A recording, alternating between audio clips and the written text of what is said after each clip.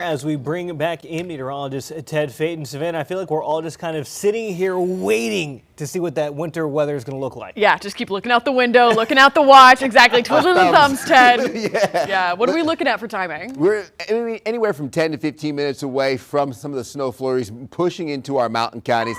Again, we'll start in the higher elevations and then slowly track down towards uptown as we head into the later morning hours. Man-made snow being seen over Beach Mountain as of right now. I'm expecting some of the snow flurries to cross here through the 6 o'clock hour.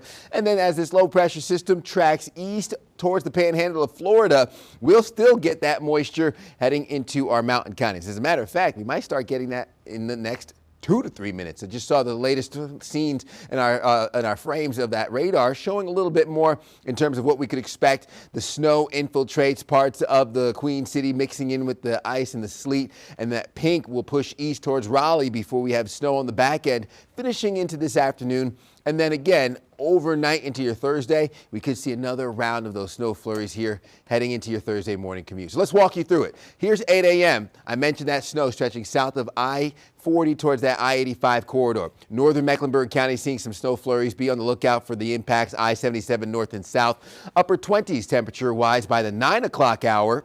And that's where we have more of the pink mixing in, which indicates that freezing rain and that sleet, those icy conditions that will start to move in. By 10 a.m., we have the snow mixing in again, upper 20s temperature-wise. Then we quickly get back into the low 30s by 11 a.m., and that's giving us more of the rain as we hover on that cusp above freezing, which will invite more of the sleet to fall as opposed to the freezing rain as we get into the 12 o'clock hour. This afternoon, 34 degrees, so I'm expecting anything on the ground to start to thaw out. The snow will start to mix in and then tapers off 3 to 4 o'clock, giving us those clearing conditions, but still mostly cloudy, just drier. But as we head it overnight into your Thursday, look as we bring back the impacts of the snow showers heading into your Thursday morning. You could see some late snow flurries for your Thursday morning commute between 6 to 8 a.m.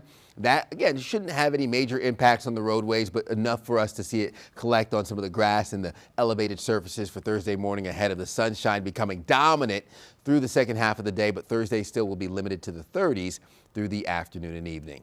All right, so looking at your totals from this overall impact. By Thursday evening, just a dusting at best, upwards of 1 inch to 2 inches along that I-40 corridor. Closer to 2 to 3 inches, some isolated spots upwards of 4 inches for the higher elevations, while the ice to our south will likely be close to just a light glaze to maybe 2/10 of an inch, where we get closer to Chesterfield County, might see some spotty power outages with sagging tree limbs and, of course, those the sagging power lines as well.